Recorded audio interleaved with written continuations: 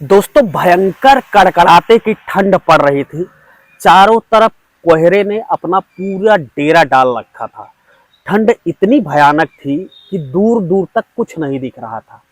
अचानक उत्तर प्रदेश के रायबरेली जिले का एक चौराहा पड़ता है भवानीगढ़। उसी भवानीगढ़ पर कोहरा इतना ज्यादा घना था कि कोहरे में कई गाड़ियां आपस में जाम की स्थिति में खड़ी थी।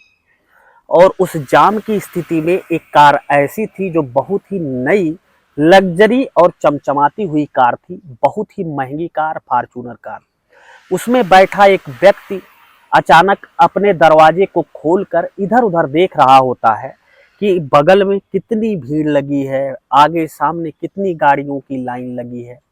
लेकिन कोहरा इतना घना था कि पास की ही गाड़ियां सही तरीके से नहीं दिख पा रही थी। अब वो उसी गाड़ी में जहाँ पर अपनी सीट पे बैठा होता है, अपनी सीट को फोल्ड कर देता है और अपने ड्राइवर से पूछता है कि अभी कितना टाइम लगेगा। तो ड्राइवर उससे कहता है कि देखो कोहरे का माहौल है सर, और ऐसे में ये नहीं पता है कि गाड़ियाँ इस जाम में आगे कितनी दूर तक लगी हैं। ऐसे में मैं कुछ भी नहीं कह सकता हूँ। अचानक वो कहता है कि ठीक है, जब भी गाड़ी का जाम खुल जाए तुम अपनी कार को धीरे धीरे आगे बढ़ा लेना। अब कुछ देर बाद ही जब वो अपनी सीट फोल्ड करके कार का मालिक उसी कार पे आराम फरमाने लगता है, 2-3 मिनट बीत जाते हैं। 2-3 मिनट बाद कार थोड़ी ही आगे चलती है कि अचानक से फिर रुक जाती है।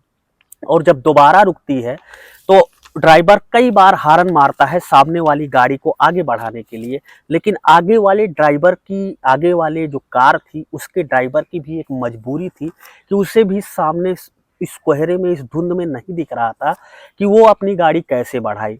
अब जो इसमें बैठा होता है मालिक, उस ड्राइवर से कहता है कि ठीक है, तुम आराम से गाड़ी बढ़ाओ। अब वो धीरे धीरे अपने पैर से ब्रेक मारता, गाड़ी को धीरे धीरे आगे बढ़ाता। धीरे धीरे जब आगे बढ़ाता गया, कुछ देर बाद गाड़ी अचानक से रुक गई। और जब रुक गई तो उसे लगा कि अब जाम की स्थिति का कंफर्म पता कर पाना कि ये कितनी देर में खुलेगा ये संभव नहीं है। तो मालिक अचानक अपनी आराम फरमाती मुद्रा से वापस आता है और उठकर अपनी सीट फोल्ड करके फिर से अपनी स्थिति में बैठ जाता है और ड्राइवर से कहता है कि क्या हुआ। ड्राइवर कहता है कि साहब, जाम का कुछ अता पता नहीं चल रहा। मालिक अपने ड्राइवर से कहता है कि यार, मुझे बहुत तेजी से भूख लगी है और ये जाम कोहरे की वजह से लग रहा है बहुत दूर तक है। ऐसे में तुम थोड़ा सा गाड़ी धीरे धीरे किनारे कर लो, चौराहे के साइड में जहां पर दुकानें वगैरह हैं, कुछ खाने पीने की चीजें ले लूंगा, मेरी भूख मिट जाएगी। अचानक वो उतरता है। जैसे ही ड्राइवर अपनी कार को किनारे करता है और कार का मालिक उस कार से उतरता है, तो वो देखता है कि उस गाड़ी के आसपास बहुत सारे पैसे मांगने वाले, जो कि भिखारी होते हैं, उन लोगों की भीड़ लग चुकी है। अब वो अपने ड्राइवर से कहता है कि कार के अंदर पैसों की एक गड्डी रखी हुई है, नोटों की एक गड्डी रखी हुई है, जो कि 10-10, 20-20 की नोट होती है। उसमें नई गड्डी थी। वो ड्राइवर से मांगता है, ड्राइवर उसको गड्डियां देता है और वो 10-10, 20-20 रुपए सबको बांटता है। और 10-20 रुपए सबको बांटने के बाद जो जो पैसे पा जाते हैं वहां से चले जाते हैं। और जब वो सब लोग चले जाते हैं, फिर ये जो कार का मालिक होता है अपने ड्राइवर को इशारा करता है कि यहाँ पर एक खाली स्थान है, जब तक जाम खत्म नहीं हो जाता आओ यहाँ पर चाय नाश्ता कर ले। चाय नाश्ता करने के लिए जैसे ही वो पैसा बांट के अपनी ड्राइवर को, कार को किनारे करवाता है, और किनारे करवाने के बाद जैसे ही सामने एक होटल पर जाता है, वहाँ चाय पीता है। अब चाय पीने के दौरान उसकी नज़र एक ठेले पर पड़ती है, जो कि मूंगफली का ठेला होता है। मूंगफली के ठेले पर एक महिला, चूंकि सर्द का मौसम था, आई होती है मूंगफली जिसमें तली जाती है, मूंगफली जिसमें भूंजी जाती है, उसी में वो मूंगफली बड़ी तल्लीनता के साथ भून रही थी। क्योंकि कोहरा था, दूरी करीब 10-20 मीटर की रही होगी, तो वो सही से पहचान नहीं पाता है। अब वो लेकिन बड़ा ध्यान लगाकर उस महिला को देखता रहता है, और महिला की नज़र उस व्यक्ति पर पड़ती है, तो महिला भी उस व्यक्ति को बहुत ही ध्यान लगाकर देखती है। और इतना ध्यान लगाकर देखती है कि उसका सारा दिमाग मूंगफली को जो भून रही थी, मूंगफली को भूनने पर नहीं, उस व्यक्ति के ऊपर पड़ जाती है और उस व्यक्ति को लगातार देखती रहती है। और इधर वो व्यक्ति अपने हाथ में कप का प्याला लिए लगातार उस मूंगफली भूनने वाली महिला को देख रहा था। अब उसका ड्राइवर देखता है कि साहब तो लगातार उस महिला को देखे जा रहे हैं, जबकि साहब इस कैरेक्टर के, इस चरित्र के व्यक्ति नहीं हैं कि वो किसी पराई स्त्री पर अपनी नजरें डालें। अब ड्राइवर कुछ देर बाद ही मालिक को कहता है कि सर आपकी चाय ठंडी हो रही है। तब वो कहते हैं कि हाँ यार मेरी चाय तो ठंडी हो रही है, मैं उस महिला को काफी देर से देख रहा था। अब ड्राइवर पूछता है कि साहब ऐसा क्या है जो उस महिला को आप इतनी देर से देख रहे हो? मैं देख रहा हूँ कि आपने अपने हाथ में चाय की प्याली ली है, चाय का कप लिया है, लेकिन चाय की तरफ ध्यान ना होते हुए उस महिला की तरफ, जो कि एक गरीब अबला सी महिला लग रही है, वो मूंगफली बेच रही है चौराहे पर, उसकी तरफ आपका ध्यान कैसे चला गया और आप उसको इतना ध्यान से काहे देख रहे हैं? दोस्तों, आखिर कौन थी ये महिला जिसे ये पुरुष, जो कि एक रईस आदमी होता है, जो कि एक बड़ा आदमी होता है, जो कि एक अमीर आदमी होता है, ऐसा क्या था कि वो चाय पर नहीं उस महिला को जैसे ही एक नज़र में देखता है लगातार देखते ही रहता है? और ऐसा क्या था जो वो महिला मूंगफली बेच रही थी, अपना मूंगफली बेचने और मूंगफली भूनने पर उसका ध्यान ना होकर बल्कि उस पुरुष पर लगातार ध्यान बना रहता है? आगे की कहानी जो है बहुत ही मार्मिक कहानी है, बहुत ही दिल छू लेने वाली कहानी है दोस्तों, और बहुत ही सामाजिक कहानी है। दोस्तों, कहानी में आगे बढ़ने से पहले आपसे मेरा बस छोटा सा विनम्र अनुरोध है कि अगर अभी तक आपने चैनल को सब्सक्राइब ना किया हो तो चैनल को सब्सक्राइब कर लेना, साथ में लाल बेल आइकन की बटन को प्रेस कर लेना, ताकि जब भी मैं ऐसी कहानियाँ आपके अपने इस चैनल पर अपलोड करूं तो उसका नोटिफिकेशन सबसे पहले आपको मिल जाए।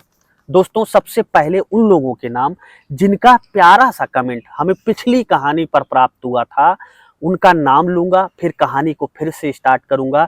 सबसे पहला नाम है सत्य प्रकाश का, दूसरा नाम है लल्लन सिंह, तीसरा नाम लाल मोहम्मद है, चौथा नाम है पप्पू मंडल सोनीपत हरियाणा से। इनका प्यारा सा कमेंट हमारी कहानी पर आया था। अगला नाम है रंजीत सिंह कन्नौज उत्तर प्रदेश से।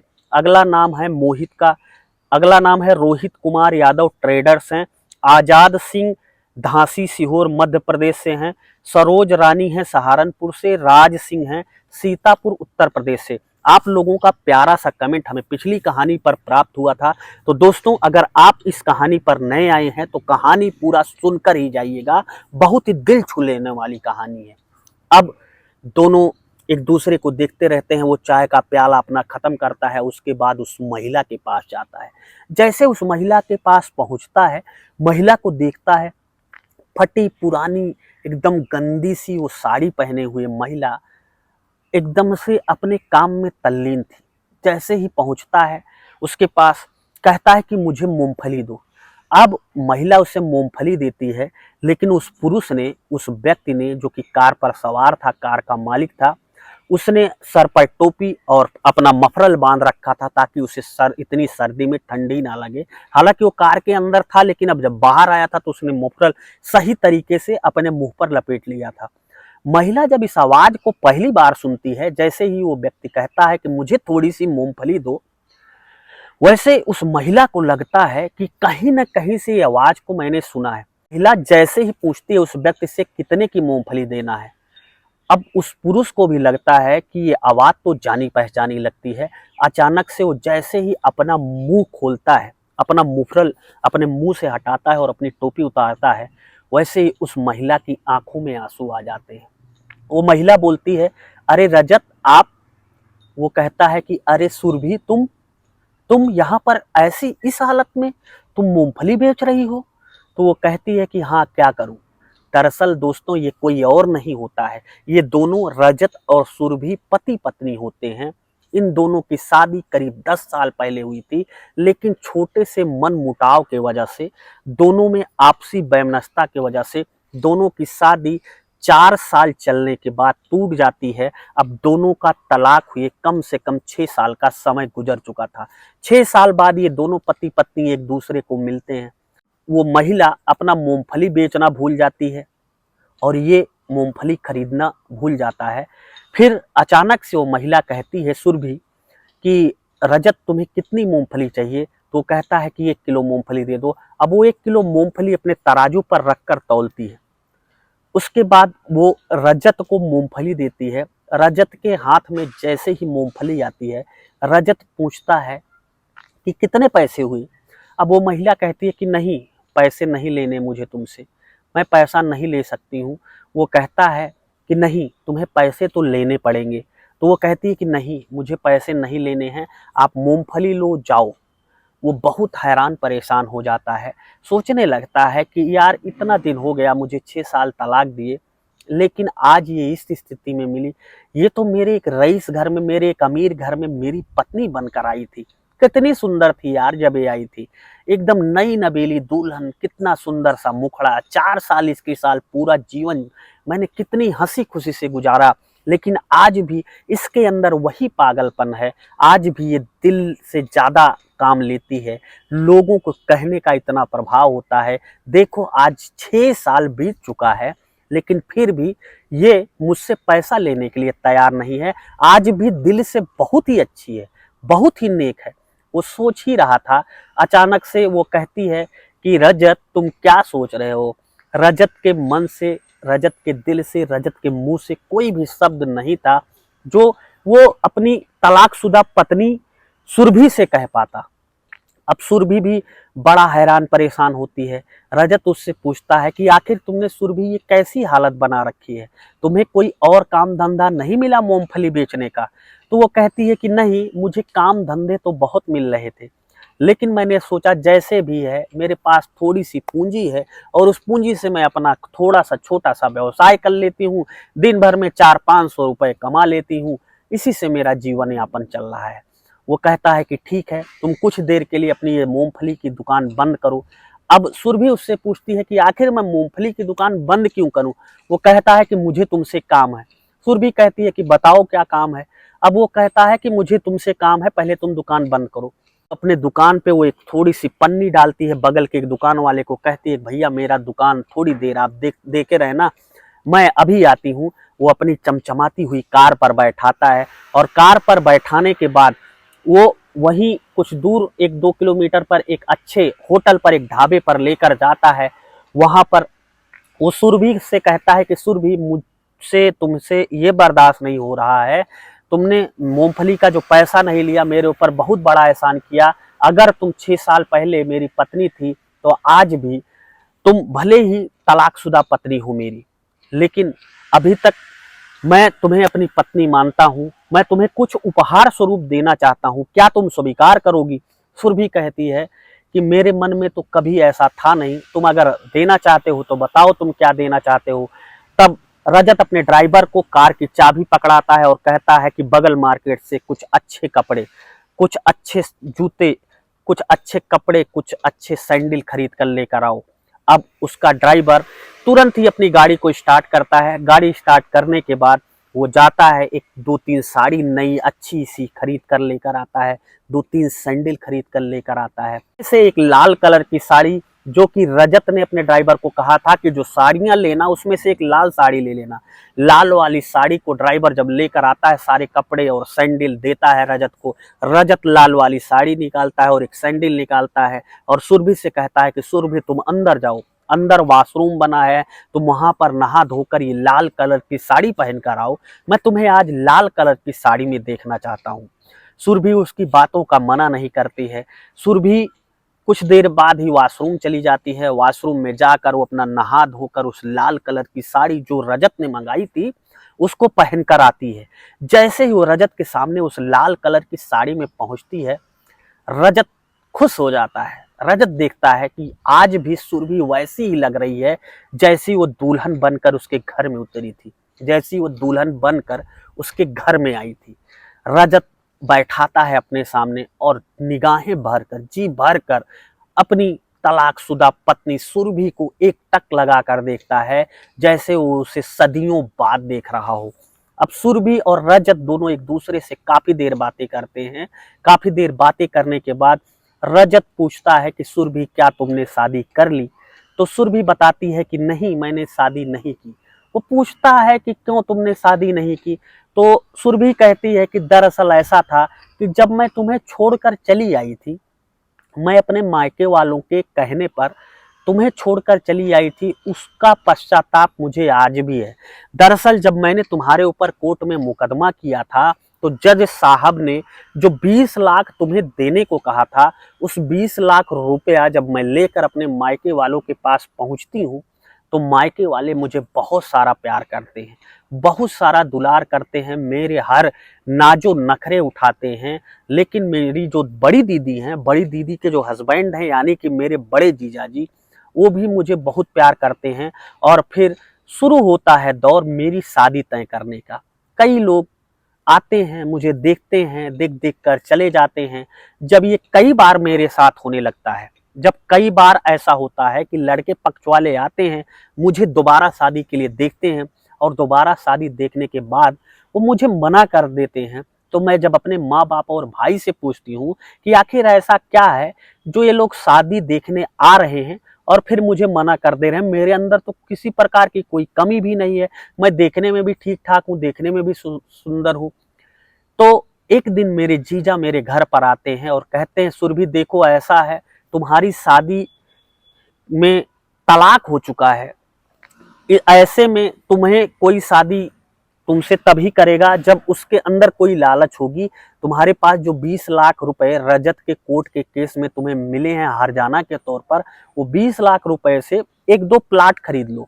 जब तुम्हारे पास प्लाट होगा तो जो लड़के आएंगे तुम्हें देखने वाले, वो लड़के पैसे के चक्कर में और उस प्लाट के चक्कर में हो सकता है तुम्हारी शादी कर लें, अन्यथा तुमसे कोई शादी करने को तैयार नहीं हो रहा है। फिर रजत पूछता है फिर क्या हुआ, फिर आगे बताती है सुरभि कि फिर कुछ नहीं हुआ। फिर वो धीरे धीरे करके मेरे पैसे लेते गए, मेरे नाम पर उन्होंने एक प्लाट खरीद लिया। प्लाट खरीदने के बाद फिर मुझे वही दौर शुरू हुआ, फिर मुझे लड़के देखने वाले आने लगे। और फिर कई बार जब मेरी शादी नहीं तय हुई, तब मैंने कहा कि अब तो मैंने प्लाट भी ले लिया, अब तो मेरे पास पैसा भी है, अब मेरी शादी क्यों नहीं हो रही है।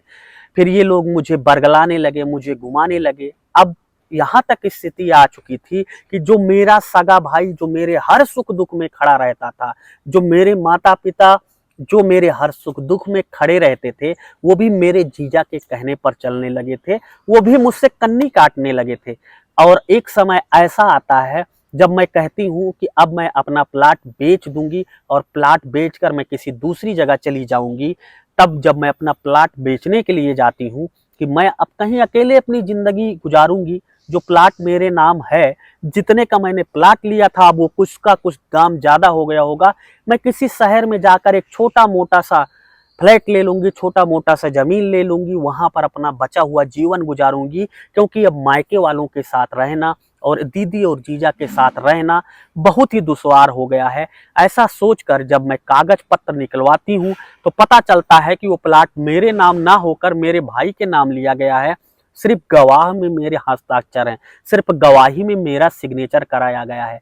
और जब मुझे ये लगता है कि मेरे साथ मेरे ही घर वालों ने धोखा किया है, मेरे ही मायके वालों ने धोखा किया है, जब मैं उन लोगों से पूछती हूँ, तो उसके एवज में वो लोग मुझे मारते हैं और घर से भगा देते हैं। घर से भगाने के बाद मैं बेघर हो चुकी थी और रोड पर आ चुकी थी। अब मेरे पास कोई चारा नहीं बचा था कि मैं अपनी बची जिंदगी कैसे गुजारूं। और रजत, उस दौरान यकीन मानो मुझे तुम्हारी बहुत याद आ रही थी कि रजत अगर होते तो इतने अच्छे इंसान थे। सिर्फ छोटी मोटी गलती, छोटे मोटे मनमुटाव और मायके वालों के कहने की वजह से मैंने अपने हीरे जैसे पति को गंवा दिया। और फिर मैं कुछ दिन रोड पर इधर उधर टहलती रही। फिर मेरे पास मैंने भीख मांगना शुरू कर दिया। भीख मांगकर जो कुछ पैसे मेरे पास इकट्ठा हुए, उन पैसों से मैंने थोड़ी सी मूंगफली खरीदी। अब मैं धीरे धीरे यही मूंगफली का धंधा और बिजनेस कर रही हूँ।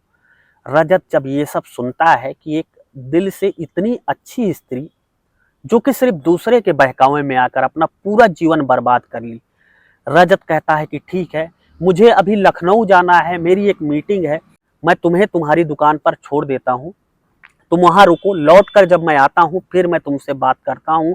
और फिर सुरभि रजत से पूछती है कि रजत, तुम्हारा क्या हाल चाल है, माँ ठीक है? तो रजत कहता है कि माँ बिल्कुल ठीक है, वो रोज तुम्हें याद करती हैं, कोई ऐसा दिन नहीं होता जब वो तुम्हें याद ना करती हूँ। बिना किसी दिन याद किए तुम्हें उनका तो दिन ही नहीं गुजरता है, वो आज भी तुम्हें उतना प्यार करती हैं। तो वो सुरभि कहती है कि रजत एक बार तुम मिलवाओगे नहीं मुझे? तो रजत कहता है कि मिलवाऊंगा, मैं लखनऊ से मीटिंग से लौट आऊं। और फिर रजत अपने ड्राइवर को बुलाता है, ड्राइवर फिर उस सुरभि को बैठाता है, सुरभि को उसी जगह पर छोड़ दिया जाता है जहां पर चौराहे पर वो मूंगफली बेचने का अपना छोटा सा धंधा किया करती थी। 24 घंटे जैसे तैसे बीत जाते हैं। इधर रजत लखनऊ पहुंच जाता है। रजत अपना दिन में मीटिंग करता है, रात में वो जब सोने जाता है, जिस होटल में सोता है उसे पूरी रात नींद नहीं आती है। और इधर सुरभि का ये हाल था, दुकान से जब वो अपने छोटे मोटे धंधे से घर पर अपने एक छोटे से कमरा जो किराए का ले रखा था उसने वहां जाती है, तो रात में उसको भी नींद नहीं आती है। दोनों की पूरी रातें आंखों आंखों में ही निकल जाती हैं। अगले दिन का सुबह जैसे ही होता है, रजत को ये इंतजार था कब जल्दी मैं यहाँ लखनऊ की अपनी मीटिंग से छुट्टी पाऊं और कब जल्दी मैं सुरभि के पास पहुंचूं। और सुरभि भी हर आने वाले ग्राहक के अंदर रजत की छवि देख रही थी, रजत की फोटो देख रही थी। अचानक दोपहर के 11 बजे लखनऊ से वापस होकर जैसे ही रजत पहुंचता है जहां पर सुरभि मूंगफली बेच रही थी, सुरभि जैसे ही देखती है दौड़कर गले से लगा लेती है और रजत से कहती है, रजत तुमने वादा किया था ना कि तुम मम्मी से जरूर मिलवाओगे। रजत कहता है कि हाँ, इसके पहले मैं तुम्हें अपने किराए के कमरे पर लेकर चलना चाहता हूँ, क्योंकि मैं अब मम्मी के साथ, मम्मी का घर बड़ा है जहाँ पे हम लोग पहले रहते थे, मैंने एक घर और लिया है जो कि किराए का है, मैंने पूरा किराए पर दे रखा है, मैं भी किराए के रूप में रह रहा हूँ, मम्मी को उसका किराया देता हूँ, हालांकि घर मेरा ही है जो कि मैंने सिटी में शहर में बनवा रखा है। वहाँ चलता हूँ, उसके बाद मैं कपड़े वगैरह चेंज करूंगा, क्योंकि मैं सुबह जब लखनऊ से निकला था तो मैंने कपड़े नहीं चेंज किए थे। अब वो सुरभि को लेकर वहां पर पहुंचता है जहां पर उसका खुद का घर था, हालांकि वो अपने मम्मी को किराया देता था, किराएदार ही समझिए। फिर अब वो नहाने के लिए चला जाता है। अचानक बेड पर रखी एक पर्स, जो कि रजत की ही पर्स होती है, रजत की पर्स को ऐसे बातों बातों में वो अपने मन में सुरभि बातें ही करती रहती है और रजत की पर्स को उठाती है। जैसे ही रजत की पर्स को खोलती है, वो देखती है कि आज के 10 साल पहले की फोटो, जब रजत और सुरभि दोनों दाम्पत्य सूत्र के बंधन में बंधे थे, जब सुरभि रजत के घर में दुल्हन बन के आई थी, उस समय की फोटो उसके पर्स में लगी थी। रजत कुछ देर बाद ही नहाकर चला आता है। जैसे ही नहाकर वो पहुंचता है, सुरभि उससे पूछती है कि ये पर्स तुम्हारी है रजत? तो रजत कहता है कि हाँ, ये पर्स मेरी ही है। तो कहती है कि ये इसमें जो तुमने फोटो लगा रखी है, हम लोगों की फोटो है शादी की। तो वो कहता है कि हाँ। तो सुरभि रजत की आंखों में आंखें डालकर कहती है कि तुम मुझसे अभी भी उतना प्यार करते हो? रजत कहता है कि हाँ, मैं तुमसे उतना ही प्यार आज भी करता हूँ जितना मैं तुमसे शादी के बाद प्यार करता था। भले ही तुम मुझे लोगों के बहकावे में छोड़कर चली गई, लेकिन मेरा प्यार आज भी वैसे सच्चा है। अचानक से सुरभि उठती है और रजत के गले से लग जाती है और खूब रोती है। रजत भी खूब रोता है। वो कहता है कि मुझे नहीं पता था कि तुम इस स्थिति में पहुंच जाओगी। फिर कुछ देर बाद दोनों जब आपस में रोकर छुट्टी पाते हैं, तब रजत अपनी कार में अपनी तलाकशुदा पत्नी सुरभि को बैठाता है और सुरभि रजत अपने घर पर पहुंचते हैं। एक बड़ा सा घर, सामने 2 तल्ले का मकान, घर के सामने बाउंड्री, बाउंड्री का अचानक से गेट खुलता है और रजत घर के अंदर प्रवेश करता है। जैसे ही रजत घर के अंदर प्रवेश करता है, उसकी माँ दौड़ कर आती है। उसे ये नहीं पता होता है कि कार में सुरभि भी बैठी है। रजत अपनी माँ का पैर छूकर आशीर्वाद लेता है और माँ से कहता है कि माँ, मैं आज आपके लिए वो चीज लाया हूँ जिसके लिए आप दिन में कम से कम 10 बार सोचती हो। उसकी माँ कहती है, अच्छा ऐसी क्या चीज है? वो अचानक से अपनी माँ को पकड़ कर लेकर अपनी कार के पास जाता है। जैसे ही उसकी माँ कार का दरवाजा खोलती है, सुरभि को देखती है, सुरभि तुरंत उतरती है, माँ का पैर छूकर आशीर्वाद लेती है और फिर खूब तेजी से रोने लगती है। सासू और बहू का करीब 6 साल बाद इतना प्यार देखकर रजत भी भावुक हो जाता है, रजत भी रोने लगता है। रजत और उसकी माँ और सुरभि तीनों लोग बैठकर काफी देर बातें करते हैं और फिर रजत कहता है कि माँ, मैं अब सुरभि को छोड़ आना चाहता हूँ जहाँ पर वो दुकान करती है। अब रजत की माँ कहती है कि बेटा सुरभि अब कहीं नहीं जाएगी, सुरभि अब यहीं रहेगी, जहाँ की सुरभि थी वहीं की सुरभि रहेगी। है कि माँ ऐसा नहीं हो सकता है, आपको याद है 20 लाख रुपया इसी ने कोर्ट में लिया था। तो रजत की माँ कहती है कि बेटा रजत देखो, तब ये एक बच्ची थी, इसकी शादी भले ही हो गई थी, लेकिन इसके दिल में किसी और ने कुछ भर रखा था, इसके मन में किसी और ने कुछ भर रखा था, ये दूसरे के दिमाग से चल रही थी। तब ये मजबूर नहीं थी, तब ये मगरूर हो गई थी, लेकिन आज ये मजबूर होने के साथ इसका दिल और पवित्र हो गया है। और ऐसे में इसको जरूरत है एक परिवार की, एक अच्छे व्यक्ति की। और मुझे नहीं लगता, मैं तो इसे अच्छी तरीके से जानती हूँ, और तुम्हारी पत्नी भी रह चुकी है, तुम भी अच्छी तरीके से जानते हो। ऐसे में हमारा फर्ज बनता है कि हम अपना हाथ आगे कर कर इसका दामन थाम लें। रजत अपनी माँ की बातों को काट नहीं पाता है, और फिर सासू और बहू दोनों एक दूसरे के गले से लगकर काफी देर तक रोती हैं। रजत अपनी माँ से पूछता है, माँ अब क्या करना है, आप ही फैसला करो। उसकी माँ कहती है कि बेटा अगर सुबह का भूला शाम को घर आ जाए तो उसे भूला नहीं कहते हैं। रजत अब अपनी माँ की बातों को मान लेता है, क्योंकि माँ माँ होती है। और रजत, उसकी तलाकशुदा पत्नी सुरभि और उसकी माँ, तीनों लोग मिलकर अच्छे से उसी घर में जीवन यापन करने लगते हैं। एक बार सुरभि के जीवन में फिर से बहार आ जाती है, एक बार रजत के जीवन में फिर से बहार आ जाती है। और एक बुजुर्ग माँ जो अपनी बहू को लगातार रोज याद करती थी, उसके जीवन में भी बहार आ जाती है। दोस्तों, तो ये थी आज की पूरी कहानी।